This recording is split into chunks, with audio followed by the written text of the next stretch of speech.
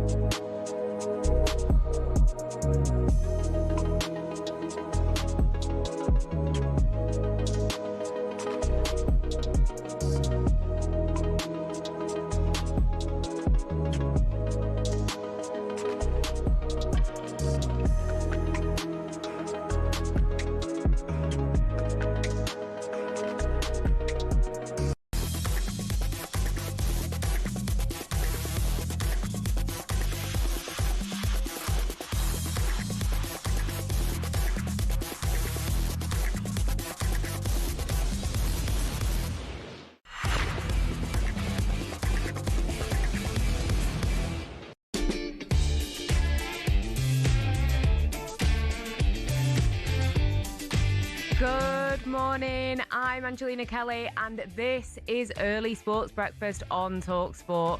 Last night there was some great football in the Champions League. Galatasaray against Juventus. It was an entertaining one. The evening was of course marred by Vinicius Jr. allegedly being racially abused, which we will get into, and Jose Mourinho's post-match comments. On the breakfast show at 6 a.m. with Alan Brazil and Ali McCoy, they'll be getting into all of last night's action as well. Then at 10 a.m. it's Jim White and Simon Jordan. They will be joined by Danny Murphy. But Nick, what have we got coming up in the next hour? Morning, Angelina. We'll start with those unsavoury events at Estadio da Luz. We've got Kev Hartchard to explain a bit more on that. We'll hear from Phil Parkinson on Wrexham's frustrating draw at Bristol City. And we're asking, is Bukayo Saka world class? As always, get involved on the usual number. Call us 03717 22 3344 or WhatsApp text 81089. Okay, let's get into it.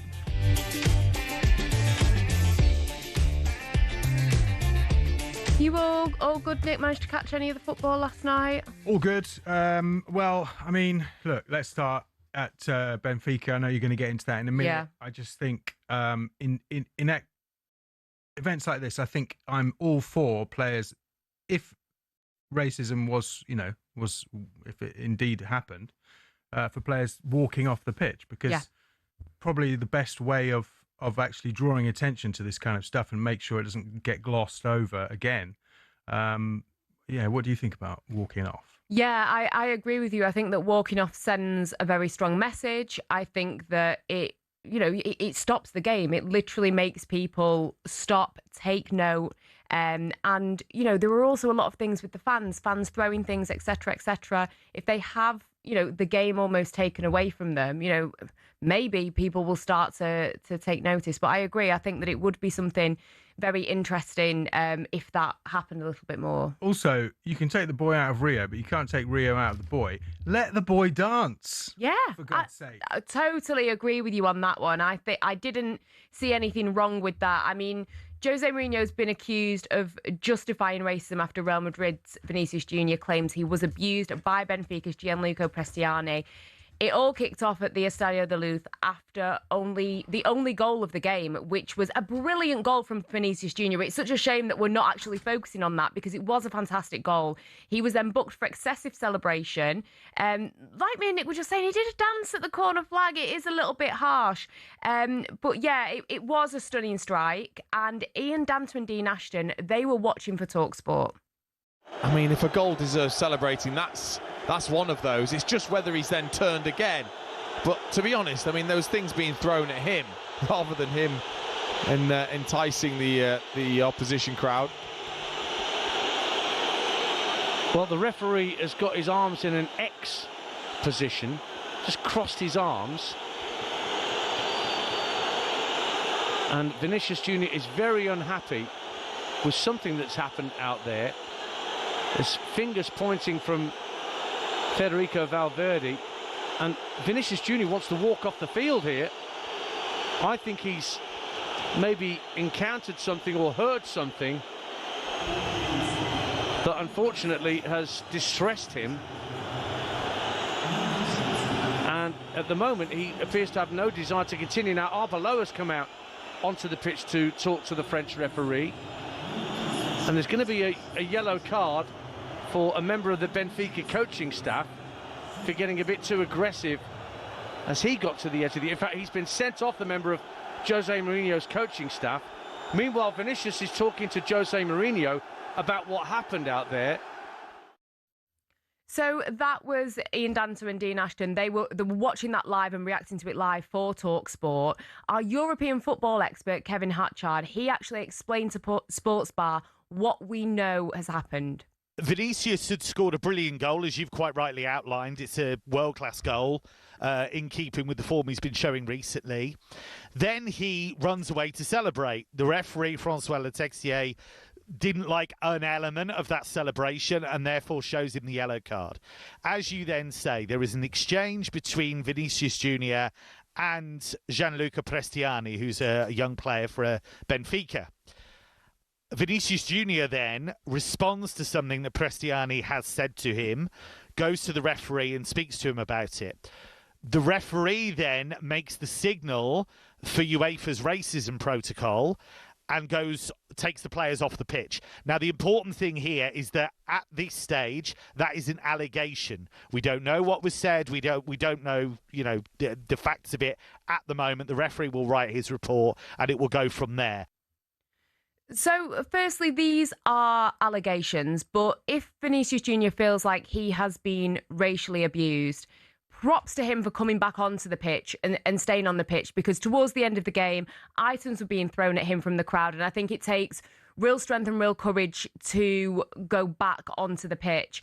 Since this event, Vinicius Jr. has declared on his Instagram that racists are above all cowards who need to put their shirts in their mouth to demonstrate how weak they are. Gianluca Prestiani, the man in question, has said on Instagram that he didn't say anything racist. And then after this, we've got post-match comments from Benfica manager Jose Mourinho. He spoke to the media and said, "There is something wrong because it happens in every stadium. A stadium where Vinicius plays, something happens always." He was asked if Vinicius incited the fans and players, to which he replied, yes. He said that the goal should have been celebrated in a respectful way, because Jose Mourinho celebrates all his goals for his clubs in respectful ways. I think not. And also said that Benfica can't be a racist club. Eusebio is our greatest player. Mourinho was then sent off for dissent at the end of the game, and there's naturally been a big reaction to his words. Mourinho has been accused of making a big mistake by Clarence Seedorf. For me, Jose Mourinho should have never done that post-match interview. I think that he's extremely foolish to say the things that he said, to try and say that a club cannot be racist, cannot do anything racist because they've had a black player is ludicrous, a little bit ignorant in my opinion. You cannot 1 second blame a player for receiving racist abuse. There is no excuse.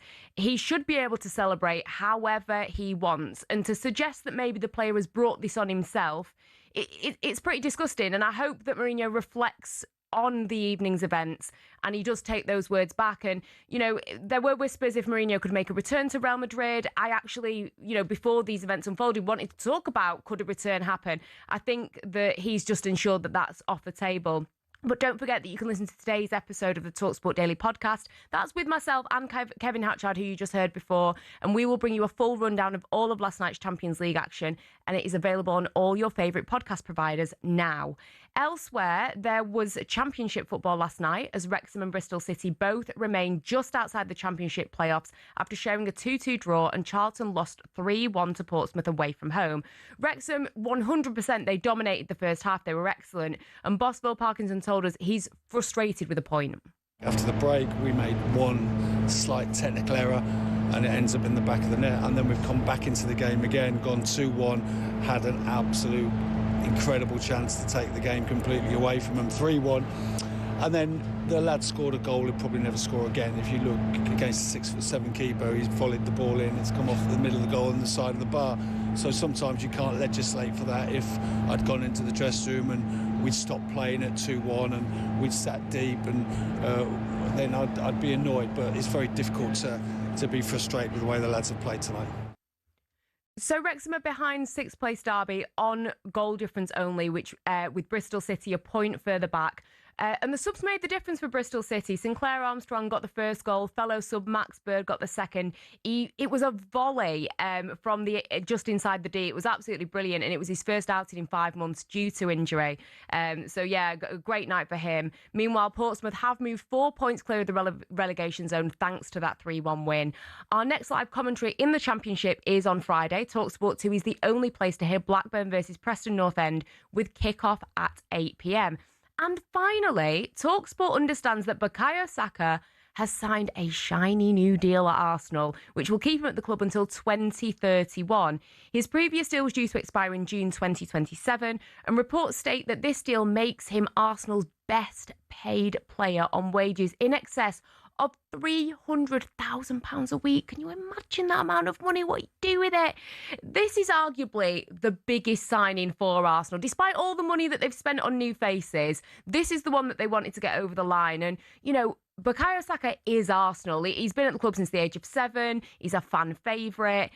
He's played more minutes than any other Arsenal player since Mikel Arteta's appointment. And Arsenal have tied down several other players, Ethan Nwaneri, Miles Lewis-Skelly, William Saliba, Gabriel. So committing all these players' future, it's been a successful few months for the powers that be at Arsenal. But on Sports Bar, Jason Cundy said he'd take Esteval over Saka, and even Noni Madueke has been better than Saka this season. I think his output has dropped.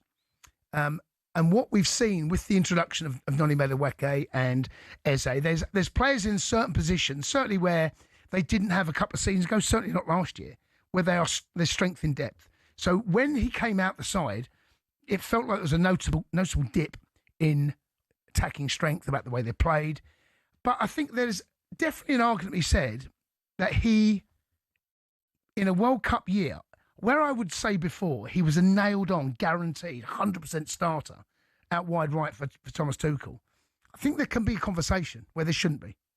Do you believe it's a conversation up for debate? Madueke, obviously, but Madueke's not on. Madueke's not the level of Saka. No, he's not. But this season, I don't think you can say that Saka's not been the level of Saka.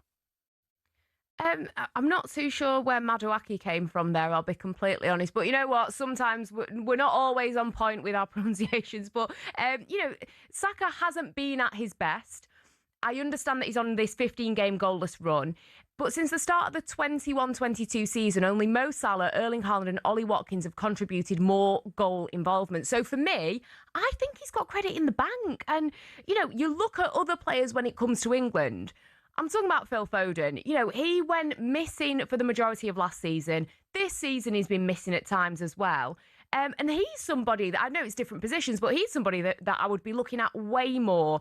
And minus this season, the other times that we've seen Saka struggle, it's been due to injuries. So I just think we need to cut him a little bit of slack there. I get that Esteval is an exciting player, but come on, Cundy. I don't think that his England place is in jeopardy. But don't forget, the only place to hear Wolves versus Arsenal is live on talkSPORT tonight. Join Adrian Durham for all the build-up at 7 p.m.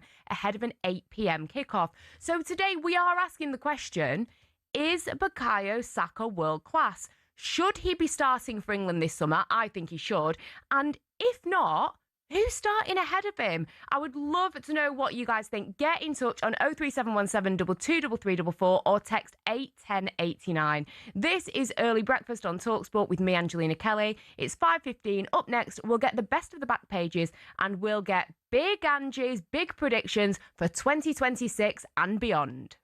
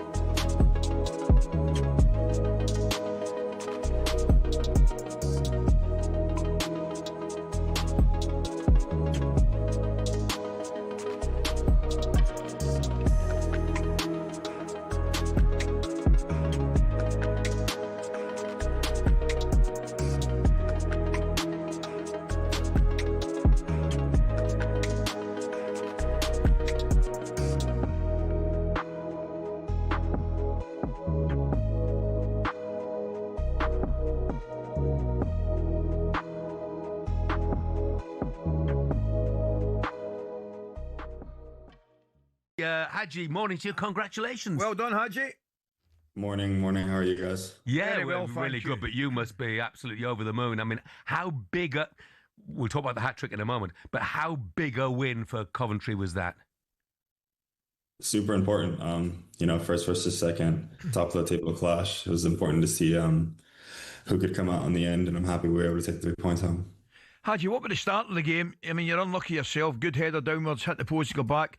I mean, the boys looked really fired up, as you would expect, for a game of that importance. Yeah, 100%. We were prepared well throughout the week in training. We knew exactly what we wanted to do, so we just came to the stadium and tried to execute. Yeah. Well, as a team, you executed, and you personally executed brilliantly as well. How many hat-tricks in your career? 3. Three. Is that the most important of them? Yeah. So far, yeah. I love that. So far. I was going to say, you wouldn't have heard just before you came on, Haji, I mentioned the fact, terrific result. I wouldn't say it was a must-win game, but we're Borough on a great...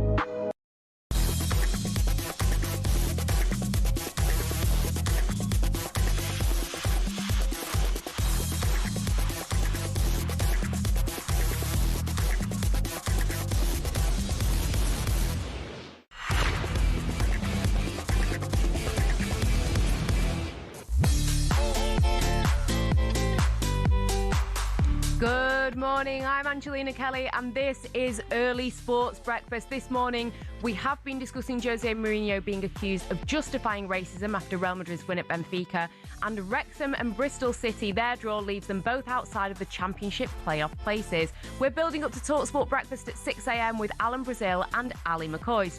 A few more things you need to know this morning. Champions League holders PSG came back from 2-0 down to win 3-2 at Monaco in the first leg of their playoff.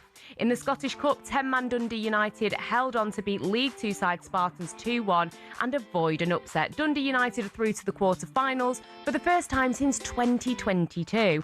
And new Nottingham Forest boss Vitor Pereira says his job for now is to simply keep them in the Premier League. He was able to help his former club Wolves avoid relegation last season. Pereira's confident that he can do it again with Forest. I believe in the quality of the players because I believe in the potential of this club, the ambition of the president, and because I believe in the league. This is the best league, as I said before, in the world. For more on all of the biggest stories, make sure that you head to talksport.com. And don't forget, you can also watch us on your smart TVs. Samsung, LG, Fire TV, Apple, Chromecast, Android, Google TV, and Prime Video. talkSPORT is there. But now it's time for our new feature. I will tell you one thing, irrespective of tomorrow, I'm not a clown and never will be. It's who we are, mate. I don't usually win things. I always win things in my second season. Big Angie's big predictions with Big Angelina Kelly. Yes, that's right. I'm big Angelina Kelly at 5'5", and these are my 3 big predictions this week. So first up, next Manchester United manager. Michael Carrick, he's been doing an amazing job to galvanise Manchester United players. 4 wins, 1 draw. And on the pitch, everything seems to be going well at Old Trafford. We've got Kobbie Mainoo back in the starting 11. Benjamin Šeško's looking good. Bruno Fernandes is just being Bruno Fernandes. So I can see why people want him to get the job. But for me, whilst he does understand the club, he understands the identity, I think I'd like to see a proven winner at the helm. Thomas Tuchel is out of the running. It would be difficult, I think, to bring in any other managers working at the World Cup. So I'm going to go with Luis Enrique. I think that he understands what it is to play for a big club, obviously ex-Real Madrid and Barcelona player, and what it is to manage a big club. He won the Champions League with Barcelona as a manager. And, with PSG, he transformed that PSG side. It was a group of ego-led expensive players, and he brought in hungry young players and turned them into a solid side. I'd like to see what he could do in the Premier League, so it feels like that's naturally the next step. But there is every chance that he might remain at PSG, so then I think that Carrick isn't a bad backup option, put it that way. Next up, I'm going with World Cup winner. And I'm going to be honest, I'm not sure if it's England. Spain, obviously, are contenders after winning Euro 2024. I think they fall short when it comes to their forwards. You've got Lamine Yamal. He can't do it all on his own, though, can he? He's got Nico Williams as well, who's dangerous. But I don't know if they have a quality player to go through the middle. So I'm going to go with Don Carlo and Brazil. I think that they've got quality in every single area of the pitch. Experienced defenders, the likes of Eder Militao, Gabriel Marquinhos, Casemiro. He's been amazing. Bruno Guimaraes, I think, has had a good season. Up front, Vinicius Junior, João Pedro, Esteban, Rafinha. I could go on. But they look strong. And with Carlo Ancelotti at the wheel, I think they'll do it. And if Vinicius Junior wants to win the Ballon d'Or, I think he has to win the World Cup. He's won the Champions League, scored in the final 2 seasons ago, still gave it to Rodri. So, this would seal the deal. And I think if he's serious about winning a big individual trophy, he's going to pull something out of the bag. And finally, next England captain. Harry Kane has got the armband for now, but when that comes to an end, I think Bukayo Saka is the obvious option to take the armband. We were just speaking about him earlier and his new deal with Arsenal, but a lot of people will argue that Declan Rice should be the next captain, but he's not even Arsenal's vice captain. After Martin Odegaard, Saka is. Rice is about 4th choice. I think Jordan Pickford could be good, but I like my captains to be a bit more outfield. I think that some could argue about Jude Bellingham, but I don't know if he would want that responsibility. And not to say that I don't think he'd be a good captain, but he seems to get so much media attention and scrutiny at the moment. Maybe it would be a little bit too much. I wouldn't hold that against him. Saka, for me, seems like a good leader. He's well liked. And after missing that penalty at Euro 2020, what a full circle moment to one day be leading England out wearing the captain's armband. But let me know what you think. You can send us a WhatsApp or text on 81089. We've got a text already from Conrad saying, I don't like Vinicius, but I think racist remarks are awful. Racism must be kicked out of the game. It 100% needs to be kicked out of the game. I agree with you on that. David, I don't think Arsenal had a choice on Saka. They either lock him in or let him go. No brainer. But he's certainly off form. He is not world class. Very good, but he's not Pele. I mean, how many people are Pele? I think that's a bit of a struggle, isn't it? But get in touch with the show on 81089. And it is now 5:23, and it's time to have a look at the back pages. Nick Ellaby is back in the studio with me. What have you got for us? Hello. Well, I think we should start here. Arsenal fans' outrage over £168 tickets. Arsenal have been accused of acting like FIFA by squeezing more money from supporters. They've introduced a new top-tier category for next season. So Champions League quarterfinals and semi-finals are going to be in this new A+ category, it's called. Okay. Which means that the tickets will cost between £90 and £168, making them the most expensive tickets in English football. What do you reckon? I mean, just because you're at the top of the table doesn't mean that you can start putting out prices like that. It's really hard, and I'm sure that there will be people that will end up paying that. But you just think that the current climate, cost of living, etc. Arsenal being such a big club, that the pressure of people trying to get tickets, trying to go to games, trying to take their kids, etc., etc. It does seem like a lot to me, to be honest. They are running a business at the end of the day. True. I mean, I will Very put that true. side across. Like, the problem, I think, in terms of, fans need to vote with their feet on ticket prices. The only way clubs will ever take notice of this is if people stop going to games. Which is never going to happen, Which is, well, it has happened in some very, rare instances, but I think that's the only way you can change things. Arsenal are putting their general ticket prices up by 3.9% from next season. That means 5 seasons in a row tickets have gone up. Arsenal say that'll bring them an extra £6 million in income. They will probably argue that, look, the results are reflecting the fact of, what we can charge on the pitch. The team are flying at the moment in all 4 competitions. But it is so expensive to go to football. And I think depending what happens with the quadruple will be how fans feel about paying those higher prices. Also, this is a great story, right? Arteta, I don't know if you saw that video of Mikel Arteta refusing to sign an autograph for a fan and actually winding his window up. Mikel Arteta has revealed he felt exposed after her fan harassed him for an autograph while leaving the Emirates following Arsenal's FA Cup victory over Wigan on Sunday. Arsenal says here in the Daily Mail, reviewed security around players and staff 3 years ago. Autograph hunters, obviously many are looking to profit from signing memorabilia and selling that online. It's not like they're getting it for their kids. You've seen there's a great video of Pep Guardiola lecturing those young boys. It's like, guys, go to school, guys, And he's saying, what are you doing with your lives when you're just here to sell stuff on eBay? Would you reckon Mikel Arteta right to refuse that?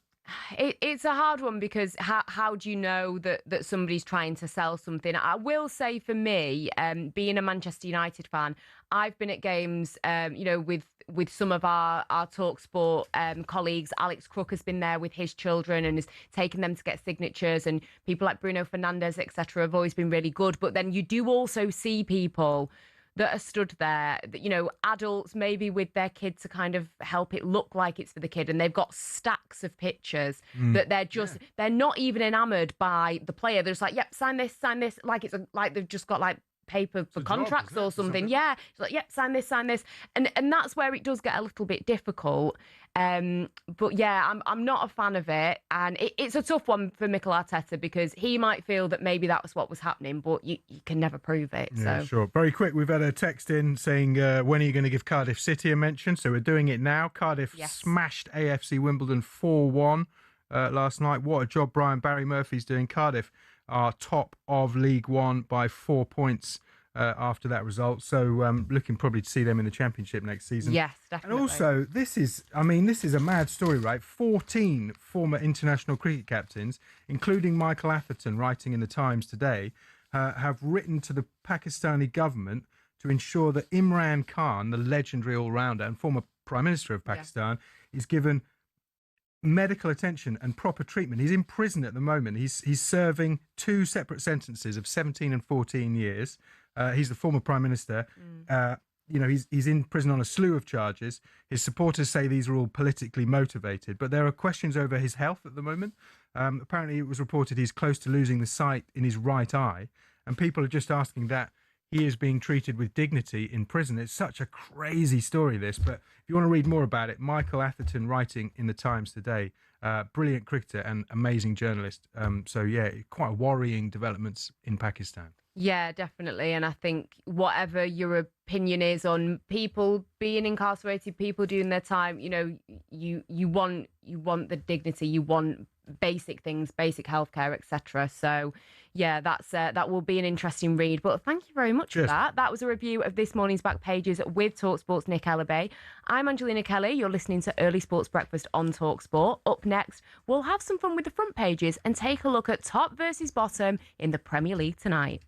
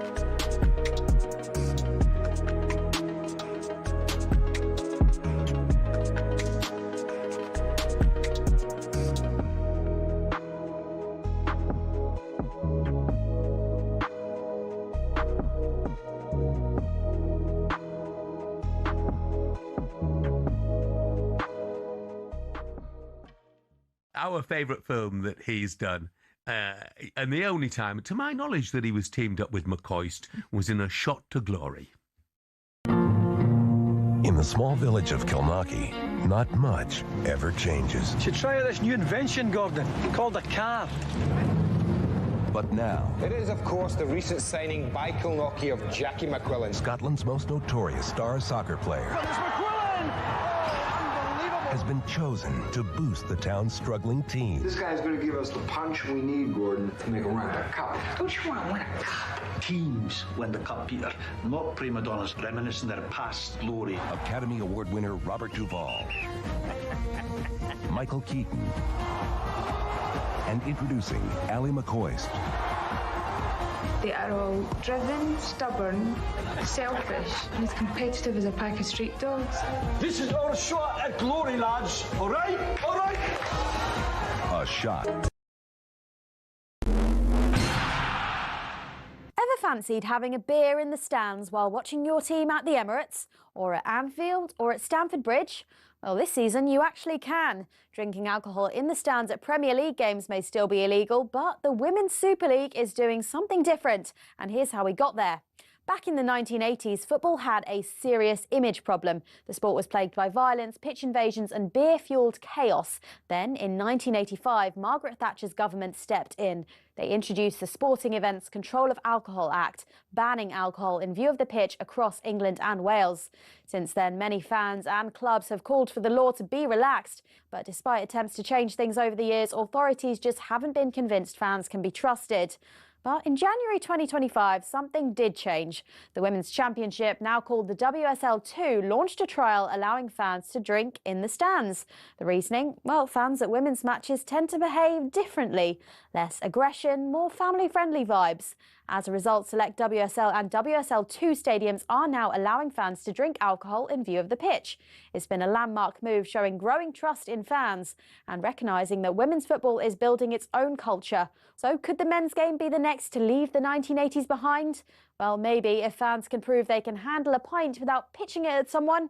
Yeah, don't hold your breath. Until then, it's Bovril all around. Cheers to that.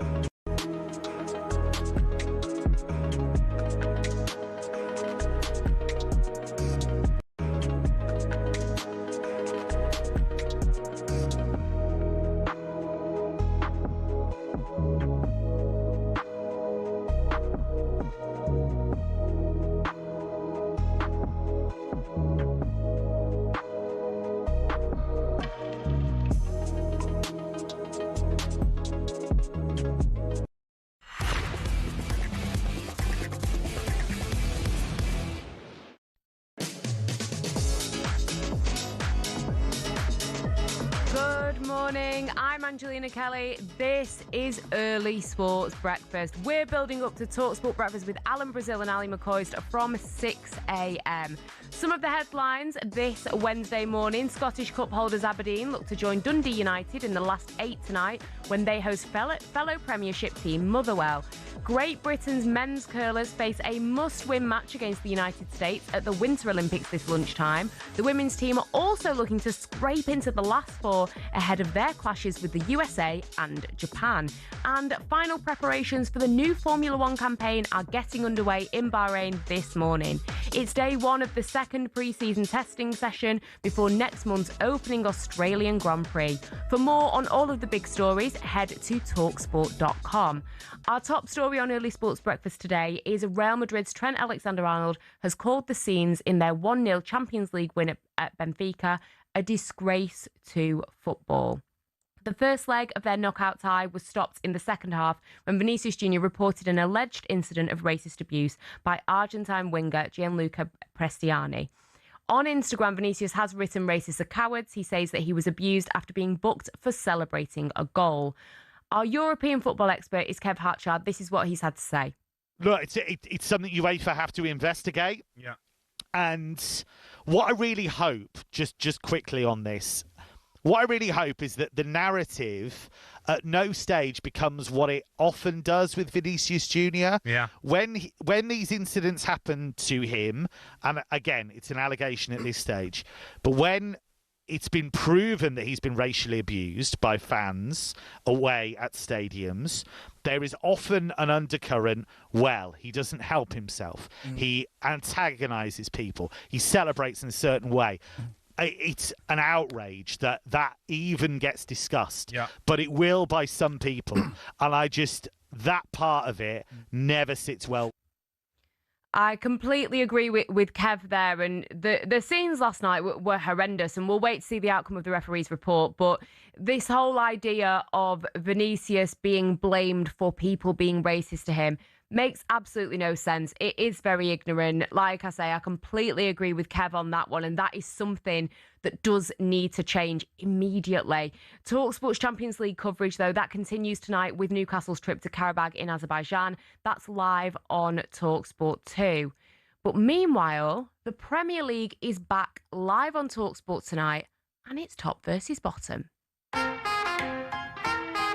The Premier League leaders, the title favourites and the best defence in Europe have been blocked by Brentford and their rookie boss. They're trying to methodically plot their course to a first championship in more than 2 decades, and I think that could come back to haunt them. Eze forward now towards Martinelli, breaks into the penalty area on the left-hand side, and he finishes superbly. If you're a prospective champion, this is the life that you have to lead. They're playing extremely well, Arsenal, and that's a cultural thing, saying this is what we do at this football club. I don't think there's any doubt in any Arsenal fan's mind. Win the Premier League. Been close 2 or 3 times now.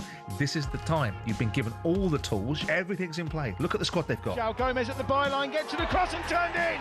Santiago Bueno for Wolverhampton Wanderers. We're in a difficult situation. If everyone just not turn up anymore now, we'd be getting badly criticised, and we're all fighting for something now, fighting for the football club. Yes, the only place to hear Wolves versus Arsenal is live on talkSPORT. You can join Adrian Durham for all the build-up at 7 p.m. ahead of an 8 p.m. kickoff. Both teams are coming off the back of draws. Arsenal with Brentford and Wolves with Forest. Mikel Arteta has spoken, and he's been talking about his side still fighting on all 4 fronts this season. The position that we are in is a privilege, and we take it because we have earned it for so long. For 7.5 months is a long time to every single day do the right things and perform at the level that we are performing to be where we are. So we need to embrace that. Tomorrow we know we're going to play a really difficult match. Our recent past with them showed how tough it was to actually win the 3 points. I know Rob really well and how he sets his team, so it's going to be a tough test. Yeah, I mean, Wolves have definitely looked better since they actually went away to Arsenal in December. And the Gunners obviously needed a late goal to beat them 2-1.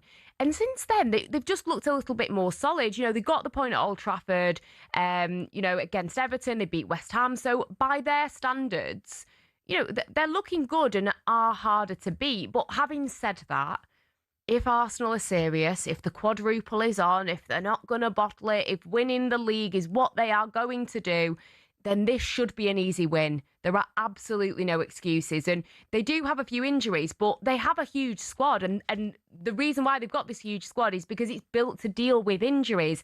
And there is a little bit of pressure with the gap with City at the top being only 4 points. So this is an easy game, I think, to kind of settle some of the nerves of the fans and maintain that gap at the top.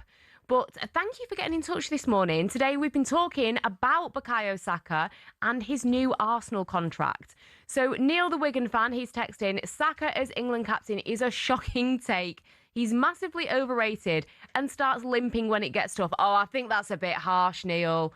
I think it is a little bit harsh. He does get hacked down quite a few times. And why is it a shocking take, though? I want to know, because I think that he would be a brilliant England captain. He is such a professional. He is, loved by so many fans. I just think that he would be absolutely brilliant. Anonymous, Saka couldn't captain a boat in a bath. I mean, is that why you've been anonymous saying that? I mean, that's a little bit rude. I think we've got to put a bit of respect on Saka's name. Feltz has said, thank you, Feltz, actually, because you're backing him here. Saka is unplayable on his day. Every player goes through dips in form. Agreed. There is a reason elite coaches like Tuchel and Arteta pick him every week. Work rate, tactical discipline, and quality in training every day. I could not agree with you more. And you are right. There's a reason why Thomas Tuchel is picking him. There's a reason why he has played so many minutes under Mikel Arteta. But you can send us a text on 81089. But now it's time for this. It's a front page throwdown. Oh, what a move. The front page is first on the early sports breakfast. talkSPORT. Nick is back with us for a look at the lighter side of today's front pages. What have you got for us? Well, I'm going to put you on the spot here with a question. Okay, ready. I want to know who do you think is the most inspiring sports person, or maybe the most inspiring moment in sports? Ooh. For me, while you think about that, for me, it's always going to be Stuart Pearce's penalty in Euro 96. Yeah. 6 years after he missed in Italia 90 in the semi-final.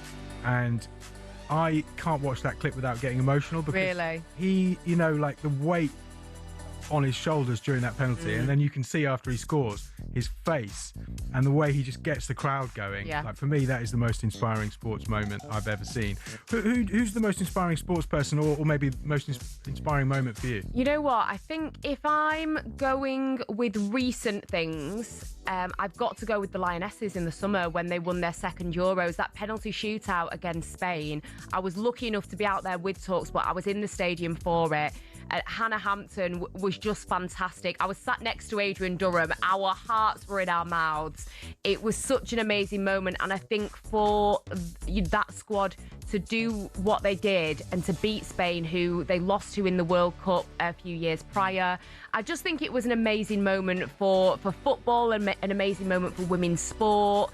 And there were so many twists and turns in the tournament. So, yeah, for me, I think that penalty shootout against Spain was fantastic. Well, the Lionesses have actually been voted the most inspiring team in this country, right? But actually, the 2022 win. Yeah, true. Guess who you think Brits have named the most inspiring British sports star of the 21st century? Oh, I don't know. That's a tough one. Andy Murray. Andy Murray, okay. Sir Andy Murray to you. Yes. And to me as well.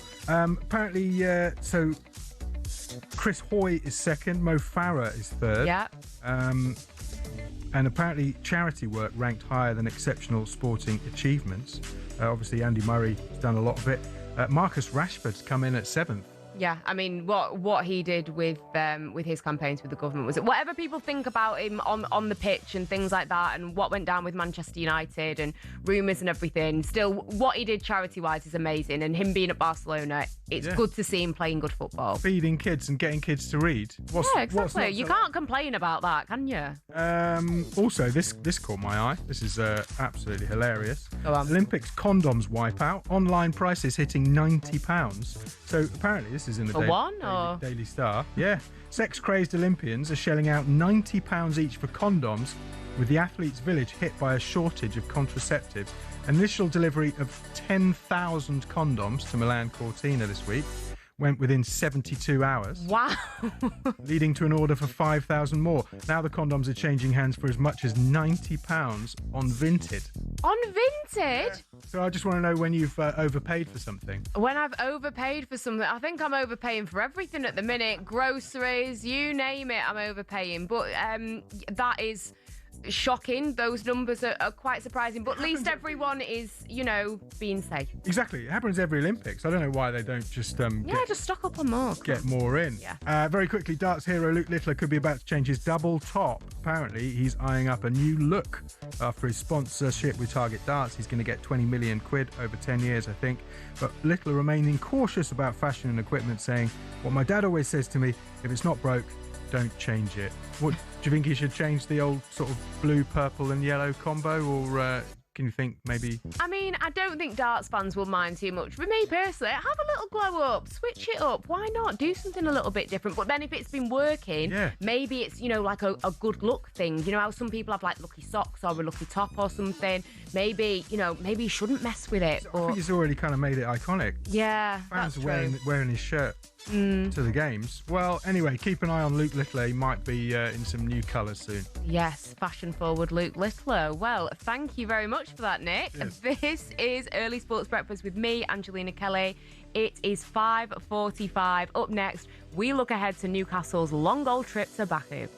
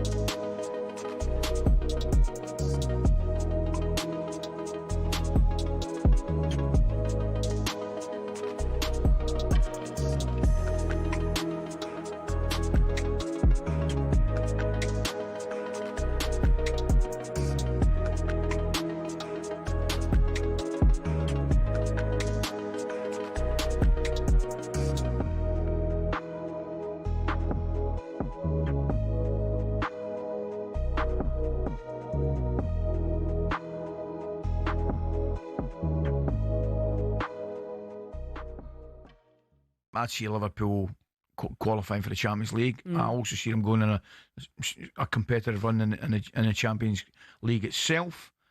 And I think Arne Slot will be at Liverpool starting next season, and he should be, I think. They say, his agent says, look, he's moved away from coaching now, and he's said to be very happy with his new role and environment. The only jobs I think would tempt him back into management are of the German national team or the English national team. I don't disagree. They're the two that I could see him coming back for. Yeah.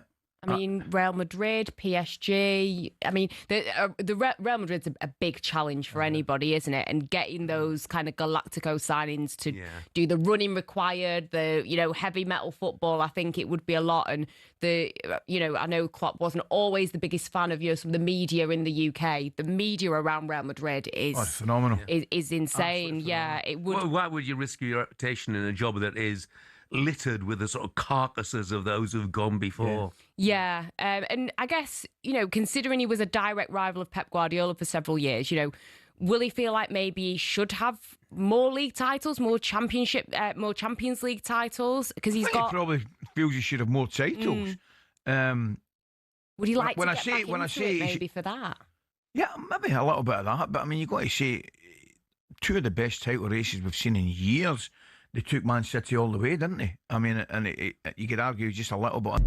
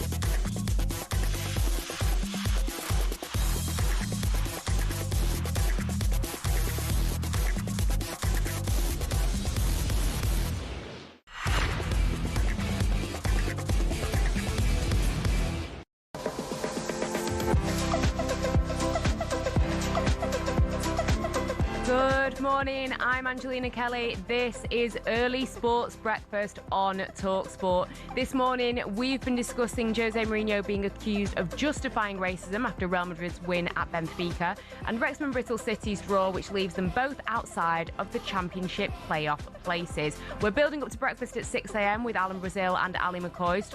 But coming up today on the station, the Champions League is back for another evening. Newcastle fans have flown all the way across Europe to watch their side in Azerbaijan.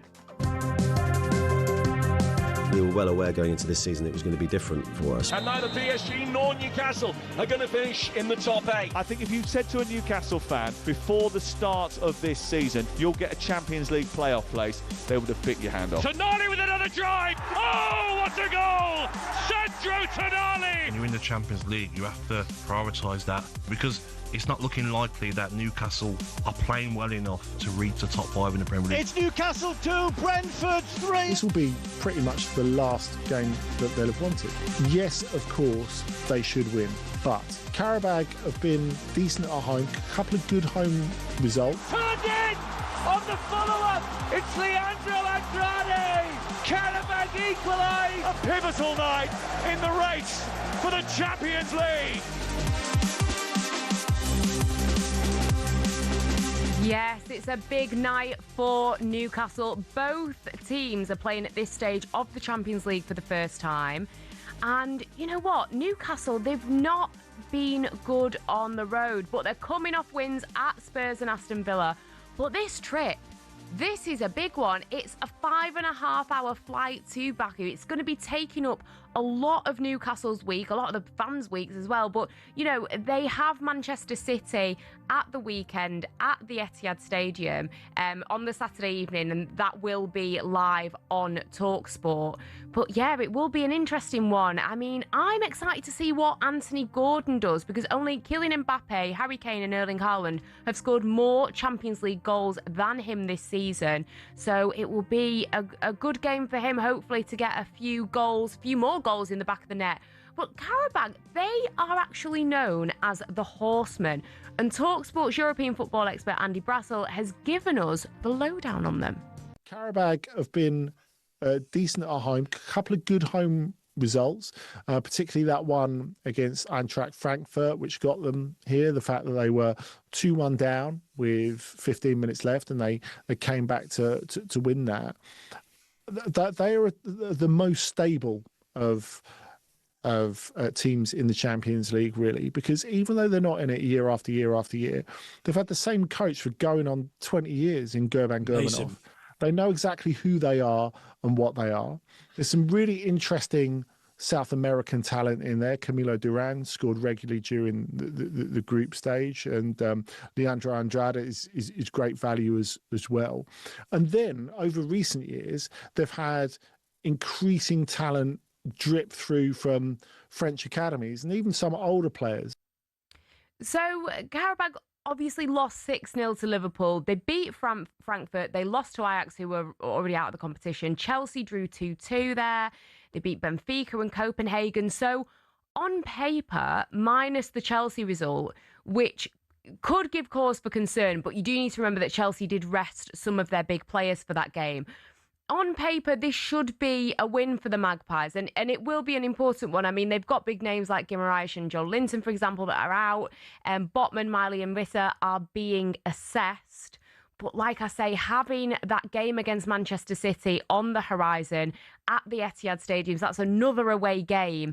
That is going to be quite a test for them. Be interesting to see how they come out of that. But like I say, it should be one of those that they are winning. If Liverpool can beat them 6-0, then I'm confident that in this first leg that they can get some goals in the back of the net and put themselves in a good place for the second leg, which will be at home in Newcastle. But Qarabağ versus Newcastle United is live on talkSPORT 2 at 5:45 with commentary from Jim Proudfoot and former Newcastle midfielder Darren Ambrose.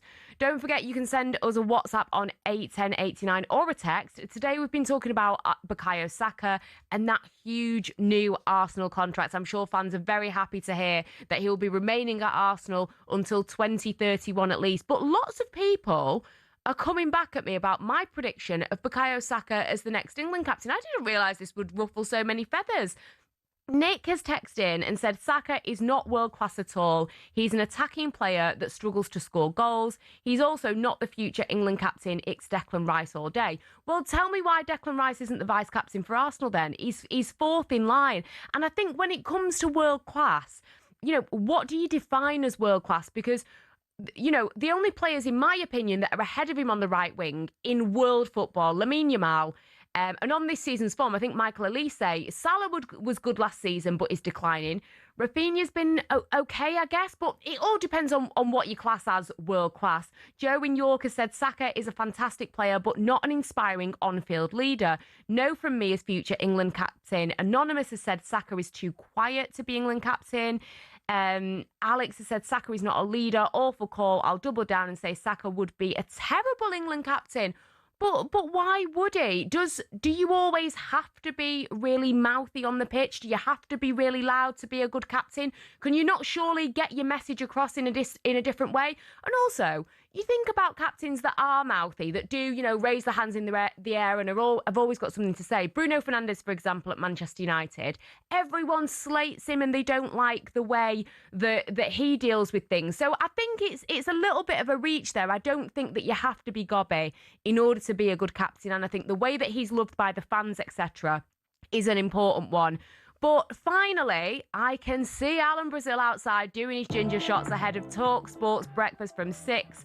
So let's take a look at what is coming up on talkSPORT breakfast today.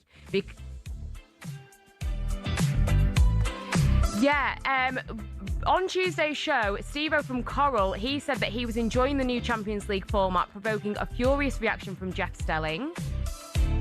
It's a hit, isn't it? When it serves up like... No, it is not. It's garbage. It's absolute garbage, Steve-O. This is the first round. The first round there is any real jeopardy in it. And even then it's over 2 legs. So it's sort of diluted jeopardy. But in the early rounds, it's absolute garbage. Pause the pants off me. Go there, Steve-O. Please don't go there, Steve-O. Steve-O, let's gloss over it. But there's loads more coming up on talkSPORT Breakfast today. Joining Alan Brazil and Ali McCoist today, we have got 17-time Cheltenham winning jockey Nico de Boinville, former Spurs, Forest, Brighton and Newcastle boss Chris Heaton, and 4-time Six Nations winner with England James Haskell looks ahead to the game with Ireland this weekend. You've been listening to the Early Sports Breakfast with me, Angelina Kelly. Alan Brazil and Ali McCoist are on the way next.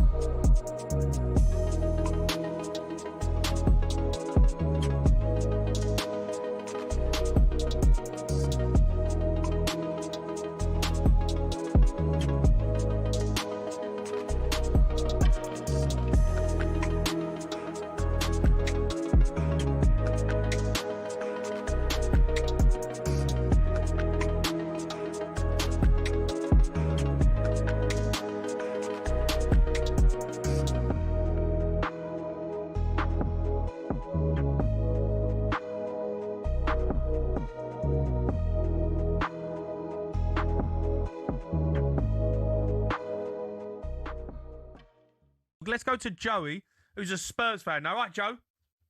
Hello, mate. How you doing? Yeah, I'm all right, Joe. Igor Tudor, I've been waiting to get a Spurs fans on. What do you reckon?